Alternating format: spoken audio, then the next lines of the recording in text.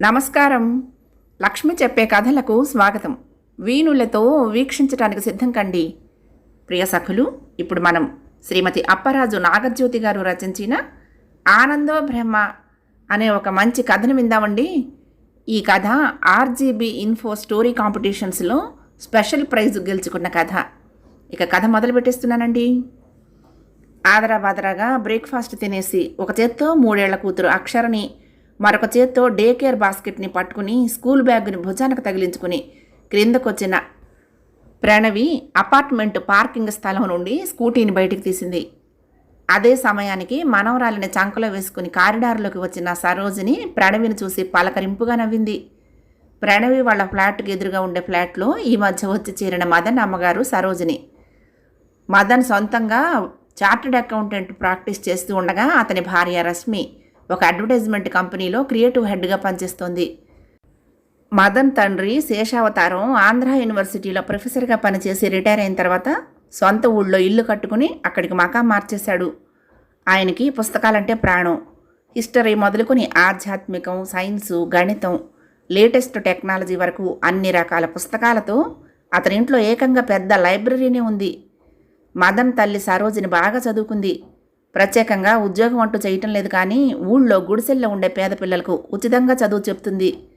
చదువు రాని వాళ్ళకు దగ్గరుండి ఫామ్స్ నింపి పెడుతుంది.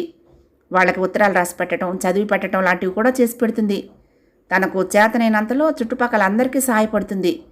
అందుకే చుట్టాలకి కానీ చుట్టుపక్కల వాళ్ళకి కానీ ఏ అవసరం కలిగినా ముందుగా ఆమె దగ్గరికి వస్తారు.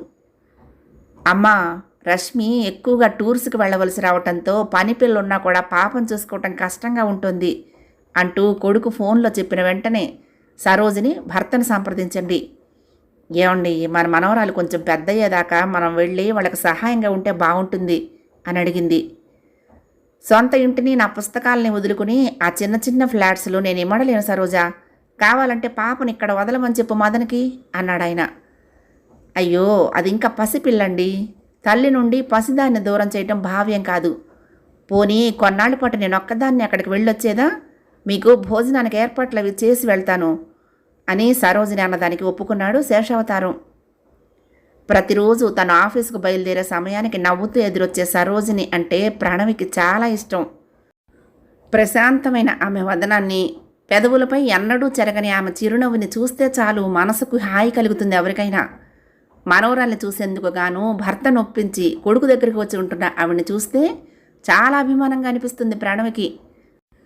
అందుకే స్కూటీ స్టార్ట్ చేయబోతున్నదల్లా ఒక్క క్షణం ఆగి, బ్రేక్ఫాస్ట్ అయ్యిందా ఆంటీ అంటూ సరోజిని పలకరించింది.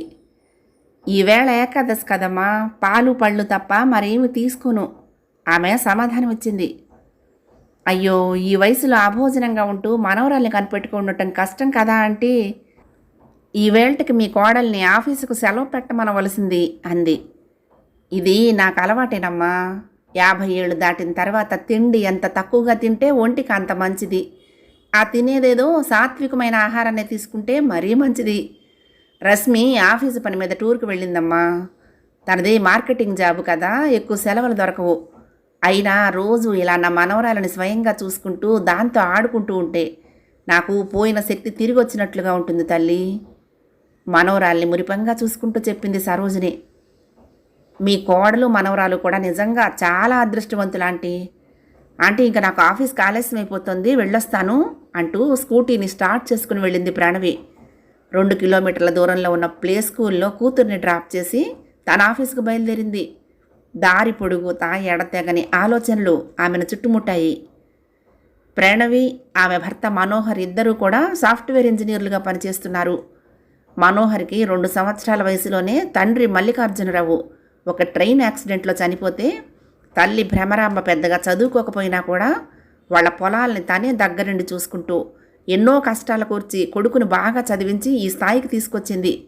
అందుకే మనోహర్కి తల్లి అంటే ప్రాణం. తల్లి మాటకి ఏనాడు ఎదురు చెప్పడు అతను. పెళ్ళైన 2 ఏళ్లకు పుట్టిన పాపకి అక్షర అని పేరు పెట్టుకుని అల్లారు ముద్దుగా చూసుకోసాగారు ప్రణవి, మనోహర్లు. పాప పుట్టిన తర్వాత ప్రణవికి కంపెనీ ఇచ్చిన మెటర్నిటీ లీవ్ అంతా అయిపోయిన మీదట 3 నెలల పాటు జీతం నష్టం మీద సెలవును పొడిగించింది. ఆ పైన కంపెనీ నుండి పర్మిషన్ తీసుకుని 2 నెలల పాటు ఇంటి నుండే పనిచేసింది. మరొక 10 రోజుల్లో ఆమె ఆఫీసులో జాయిన్ అవ్వాలి. ఆ రోజు మధ్యాహ్నం పాపను నిద్రపుచ్చి ఆ పైన తమ భోజనాలను ముగించిన తర్వాత ప్రణవి అత్తగారితో చెప్పింది, అత్తయ్య గారు, నేను ఈ నెల 1 నుండి ఆఫీసులో జాయిన్ అవ్వాల్సి ఉంటుంది.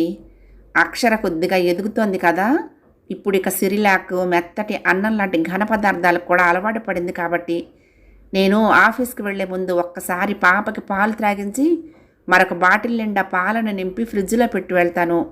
పాపకి మధ్యాహ్నం సిరిలాక్ తినిపించి సాయంత్రం పాలను తాగిస్తే సరిపోతుంది అంటూ ప్రణవి చెప్తూ ఉండగానే ఆవిడ మధ్యలోనే ఆపి, అమ్మా, ఈ వయసులో ఇక పసిపిల్లల్ని చూసేంత ఓపిక నాకు లేదమ్మా, మొహాన కొట్టినట్లుగా నిరసనగా చెప్పింది బ్రహ్మరాంబ.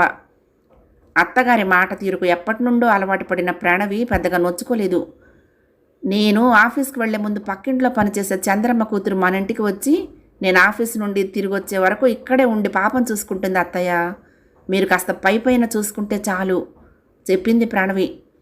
ఆ మాటకి భ్రమరాంబ ఇంకేమీ అనకపోయినా ఆవిడ మాత్రం ఇంకా అప్రసన్నంగానే ఉండటం ప్రణవి దృష్టిని దాటిపోలేదు. 1 తారీఖున ఆఫీస్కి వెళ్లే ముందు అత్తగారికి, పని పిల్లకు, మల్లికకు కూడా ఎన్నో జాగ్రత్తలు చెప్పి వెళ్ళింది ప్రణవి. వారం రోజులు గడిచిన తర్వాత ఒకరోజు, మల్లికి జ్వరంగా ఉందమ్మా, ఈ దినం అది పనికిరాదు అని చెప్పేసి వెళ్ళింది మల్లిక తల్లి చంద్రమ్మ.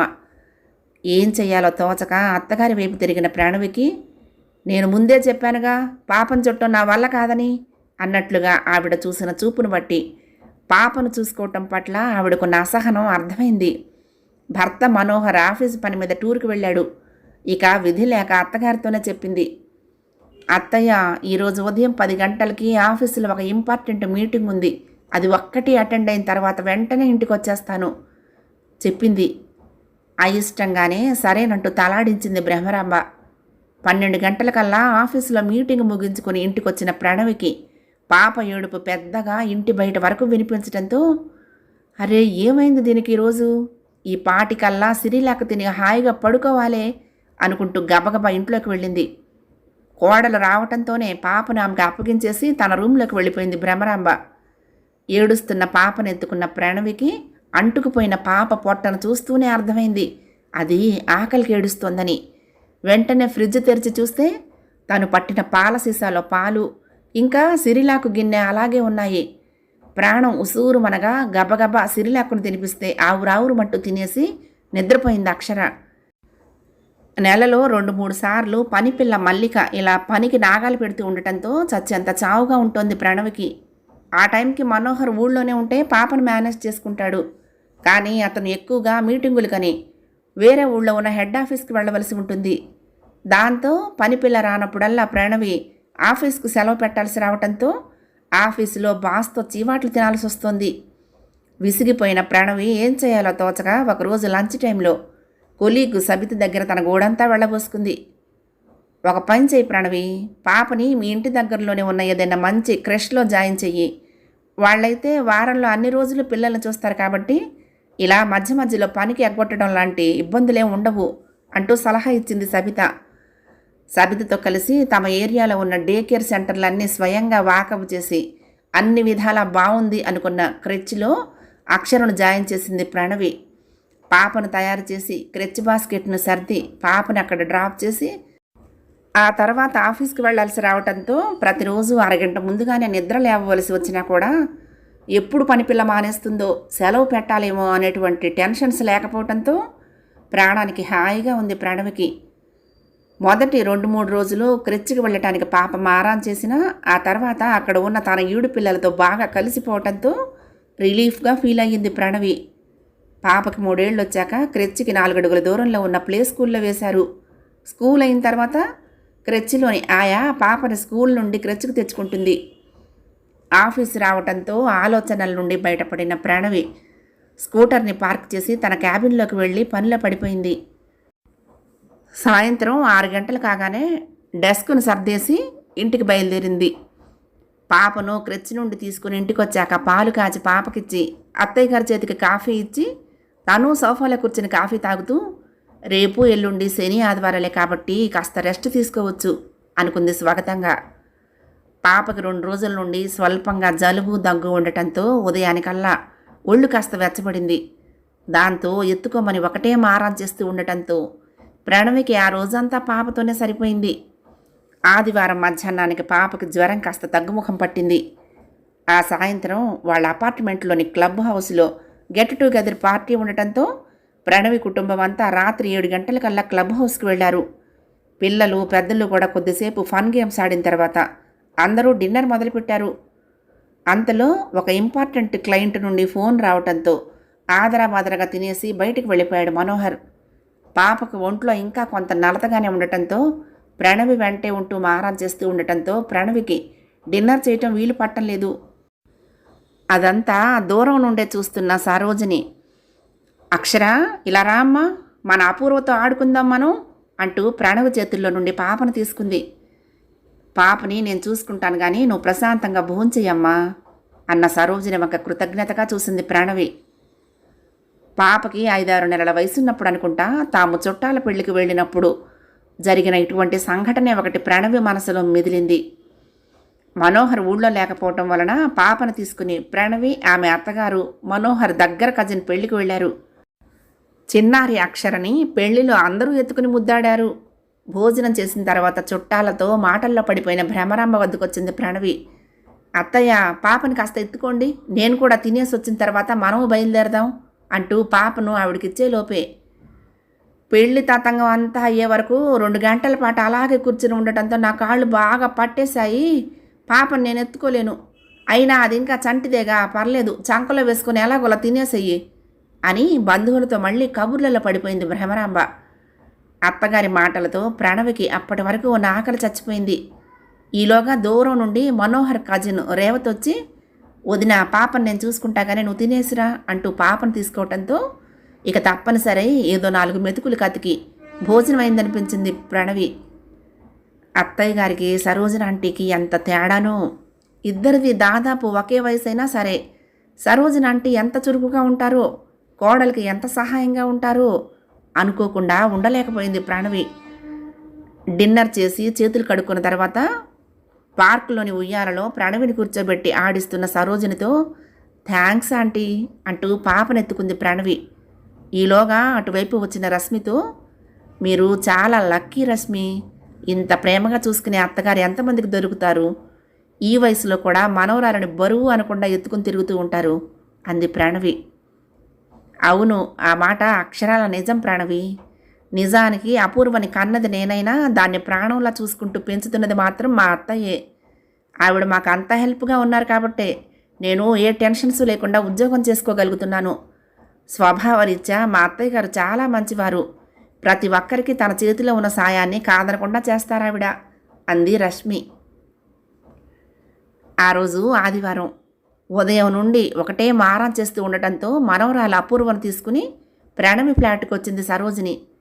రండి ఆంటీ అంటూ సాదరంగా ఆహ్వానించింది ప్రణవి. అపూర్వను చూస్తూనే, అప్పు, మనం బొమ్మలతో ఆడుకుందాంరా అంటూ అపూర్వని తన రూమ్లోకి తీసుకువెళ్ళింది అక్షర. అప్పటి వరకు తన రూమ్లో కునుకు తీసి లేచి అప్పుడే హాల్లోకి వచ్చిన భ్రమరాంబ సరోజిని చూస్తూనే పలకరింపుగా నవ్వి ఆమె పక్కనే సోఫాలో కూర్చుంది. కాఫీ తయారు చేయటం కోసం వంటింట్లోకి వెళ్ళిన ప్రణవికి వారి మాటలు వినిపిస్తున్నాయి. ఇందాకటి నుండి అక్షర్తో ఆడుకోవాలని మా అపూర్వ తెగ మారం చేస్తూ ఉంటే ఇక తప్పదని తీసుకొచ్చానండి అంటోంది సరోజిని గారు. హాయిగా కృష్ణారామ అనుకుంటూ కాలం గడపకుండా ఈ వయసులో మనకి జంజాటాలన్నీ దేనికండి అంటోంది అత్తగారు. అయ్యో, అలా అనకండి, మనకేమంత వయసు అయిందని, ఇంకా 60 కూడా నిండలేదు. మన కాలంలో లాగా కాకుండా ఈ కాలంలో ఆడపిల్లలు చక్కగా చదువుకుని మంచి ఉద్యోగాలు చేసుకుంటున్నారు. అలాంటప్పుడు మనకు చేతనైనంత సాయాన్ని వాళ్ళకి అందిస్తూ వాళ్ళని ప్రోత్సహించడం మన ధర్మం కదండి. 4 ఏళ్ల కిందట మా అమ్మాయి ఎంఎస్ చేయటం కోసమని కేంబ్రిడ్జ్ యూనివర్సిటీలో చేరినప్పుడు కూడా లండన్లో మనవణ్ణి చూసుకుంటూ దానికి తోడుగా ఉండొచ్చాను. అప్పటికి అపూర్వ ఇంకా పుట్టలేదులేండి. అయినా మన పిల్లలకి మనం కాకపోతే మరెవరు సాయం చేస్తారు చెప్పండి అన్న సరోజిని మాటలు భ్రమరాంబకు పెద్దగా రుచించినట్లు లేవని ఆవిడ ముఖ కవళికలను బట్టి గమనించిన సరోజిని ఆ తర్వాత టాపిక్ను మార్చింది. ఆవేళ ఉదయం బాత్రూమ్కి వెళ్ళటానికి పక్క మీద నుండి లేవబోతూ ఉంటే కాళ్ళు గట్టిగా బిగుసుకున్నట్లుగా అవటంతో లేవలేకపోయింది భ్రమరాంబ. అతి ప్రయత్నం మీద లేచినా ఒక్క క్షణం కూడా నిలబడలేక మూలుగుతూ పక్క మీద పడిపోయింది. అత్తగారి రూము నుండి ఏదో మూలుగులాగా వినపట్టంతో వచ్చిన ప్రణవి అత్తగారి పరిస్థితిని చూసి కంగారు పడుతూ భర్తను పిలిచింది. తల్లిని అలా కదల్లేని స్థితిలో చూసిన మనోహర్ పరుగున వెళ్ళి పక్క వీధిలో ఉండే డాక్టర్ విశ్వనాథాన్ని వెంటబెట్టుకుని వచ్చారు. భ్రమరాంబని పరీక్ష చేసిన తర్వాత మనోహర్ని ప్రణవిని అడిగి ఆవిడ ఆహారపు అలవాట్లని, రోజువారీ ఆవిడ చేసే పనులని కూడా తెలుసుకున్నారు డాక్టర్ విశ్వనాథం. చూడండి మనోహర్ గారు, మీరు చెప్పిన దాన్ని బట్టి చూస్తే మీ అమ్మగారి శరీరానికి ఏమాత్రం ఫిజికల్ ఎక్సర్సైజ్ లేదన్న విషయం స్పష్టంగా తెలుస్తోంది.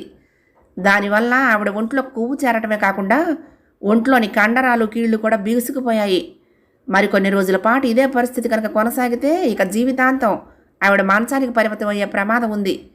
అందుచేతనే ప్రస్తుతానికి ఆవిడ లేచి తిరగటానికి గాను మందుల్ని రాస్తున్నాను.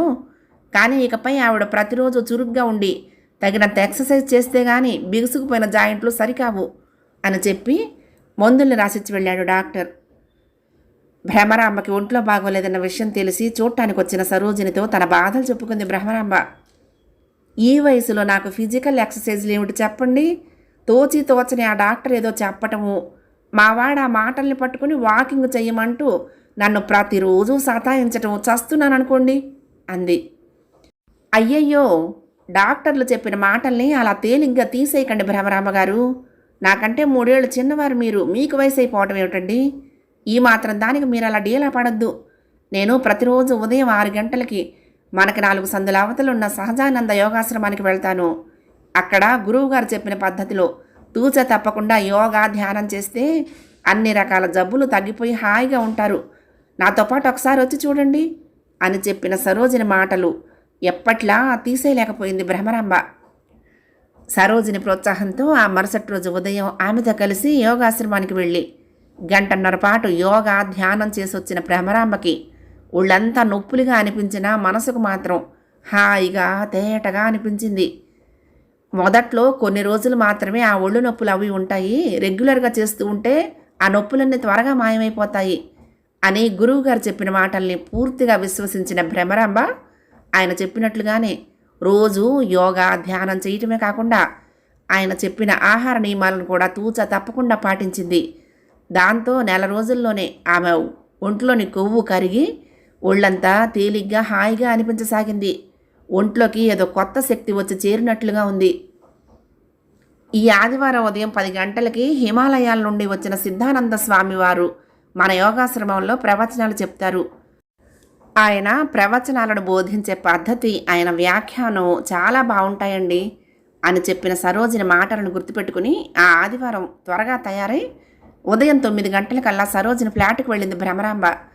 భ్రమరాంబ వెళ్ళిన సమయానికి అప్పుడే అపూర్వకి వాళ్ళ పనిపిల్ల స్నానం చేయించినట్లుంది. పౌడర్ పూసి గౌను తొడిగి పాపను తయారు చేస్తోంది సరోజిని. మనవరాలు మారా చేస్తూ దువ్వెనని పౌడర్ డబ్బాని కింద పడేస్తూ అల్లరి చేస్తూ ఉంటే వాటిని తిరిగి డ్రెస్సింగ్ టేబుల్ మీద పెడుతూ పాప చేసే అల్లరిని నవ్వుతూ ఎంజాయ్ చేస్తోంది సరోజిని. ఆ తర్వాత పాపని పనిపిల్ల ఎత్తుకోగా పాప వెనకే వెళ్తూ అన్నాన్ని చిన్న చిన్న ముద్దలుగా చేసి పాప నోట్లో పెడుతోంది సరోజిని.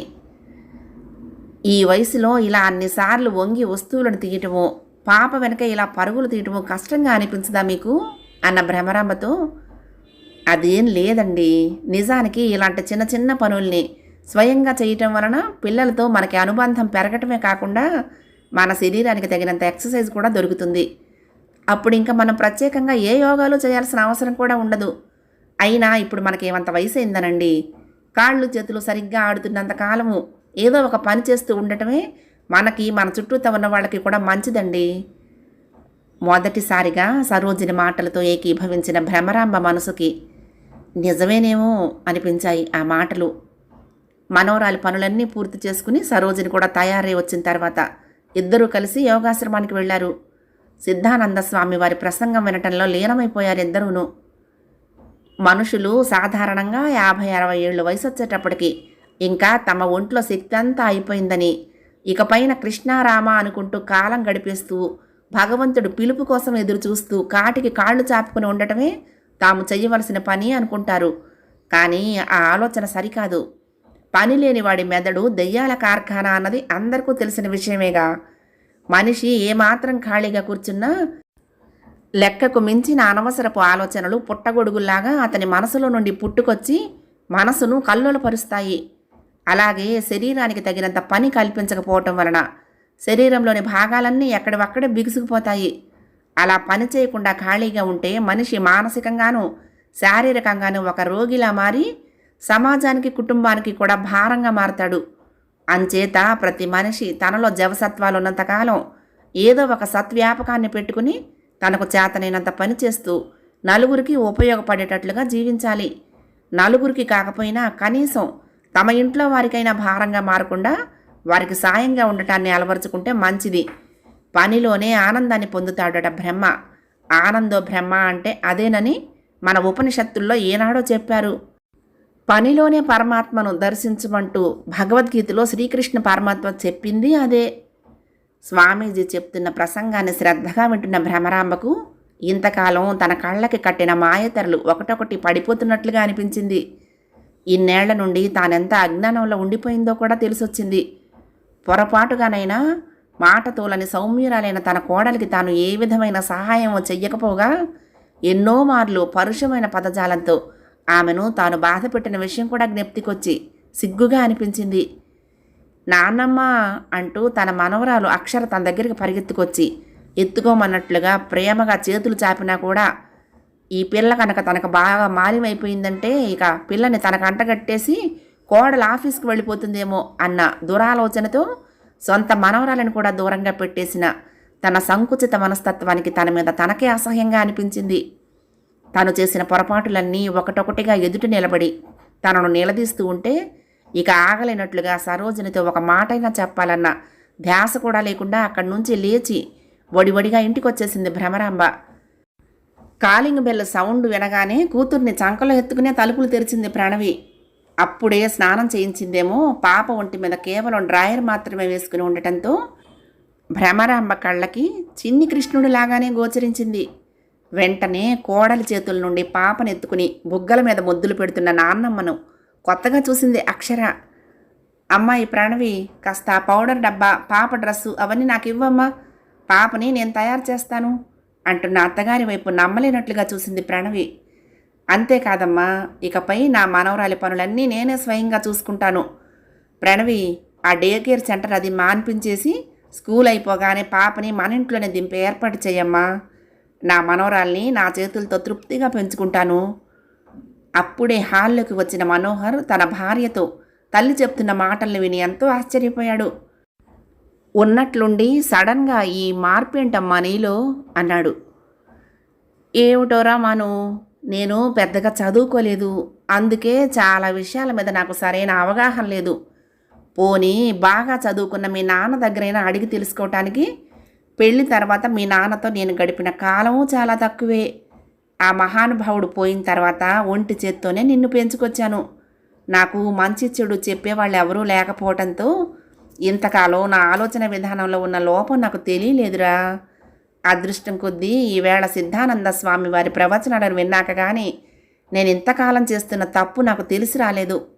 ముందుగా నన్ను ఆ సత్సంగానికి తీసుకుని వెళ్ళిన సరోజిని గారికి మనం అంతా కృతజ్ఞతలు చెప్పుకోవాలి అంటూనే, అయ్యో హడావుళ్ళో పడి సరోజినికి ఒక మాటైనా చెప్పకుండానే ఇంటికి వచ్చేసానే అంది. అప్పుడే ఇంటికొచ్చిన సరోజిని, అమ్మయ్య మీరింటికి క్షేమంగా చేరారు కదా. స్వామీజీ ప్రసంగంలో లీనమైపోయిన నేను మీరు వెళ్ళిపోయిన విషయం గమనించలే లేదు. మీకు స్వామీజీ చెప్పిన విషయాలు నచ్చలేదేమో, అందుకే మధ్యలోనే వచ్చేసినట్టున్నారు అంది. అయ్యయ్యో ఎంత మాట!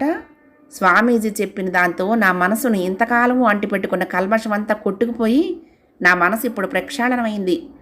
అందుకే అక్కడ ఒక్క క్షణం కూడా కూర్చోలేక వచ్చేశాను. మీతో చెప్పకుండా వచ్చేసినందుకు ఏమీ అనుకోకండి. ఆ క్షణంలో నాకేమీ తోచలేదంటే నమ్మండి అంది. పర్వాలేదండి, ఈ స్వామీజీ వారు హిమాలయాల్లో తపస్సు చేసుకునే మహిమాన్వితులు. ఎప్పుడో 2-3 సంవత్సరాలకు ఒకసారి మాత్రం ఆయన ఈ నాగరిక ప్రపంచానికి వచ్చి సత్సంగాలు అవి చేసి వెళ్తూ ఉంటారు. ఆయన బోధనల వలన మీ మనసుకు ప్రశాంతత చిక్కిందంటే చాలా సంతోషం అండి అంటున్న సరోజిని 2 చేతుల్ని పట్టుకుని, ఇదంతా మీ చలవే సరోజిని గారు అంటూ కృతజ్ఞతలు చెప్పుకుంది భ్రమరాంబ. నాదే ఉందండి, ఇవన్నీ ఆ భగవంతుడి లీలలు, మనం నిమిత్త మాత్రులు. మా అపూర్వ నిద్ర లేచే వేళ అయింది. నిద్ర లేవంగానే నేను కనపడకపోతే మళ్ళీ అది గొడవ చేస్తుంది, వెళ్ళొస్తాను అంటూ వెళ్ళింది సరోజిని. నాన్నమ్మ, నా రూముకు రా, నీకు నా బొమ్మలన్నీ చూపిస్తా అంటూ ఆవిడ చేతిని పట్టుకుని అక్షర తన రూమ్కి తీసుకువెళ్తూ ఉండగా ఆనందంగా మనవరాలి వెంట వెళ్తున్న భ్రమరాంబని చూస్తూ ఒక్క రోజులోనే ఆవిడలో అంతటి మంచి మార్పు రావడానికి కారణమైన ఆ స్వామీజీకి మనసులోనే శతకోటి ప్రణామాలను అర్పించుకుని ఆనందో బ్రహ్మ అనుకున్నారు ప్రణవి మనోహర్లు. కథ సమాప్తం. ప్రియ సఖులు, ఈ కథ మీకు నచ్చితే తప్పకుండా లైక్ చేయండి, షేర్ చేయండి, కామెంట్ చేయండి, సబ్స్క్రైబ్ చేసుకుని నన్ను ఎంకరేజ్ చేయండి. ఉంటానండి. ప్రేమతో లక్ష్మి, కృష్ణా తీరం, దుర్గమ్మ సన్నిధానం. నమస్తే.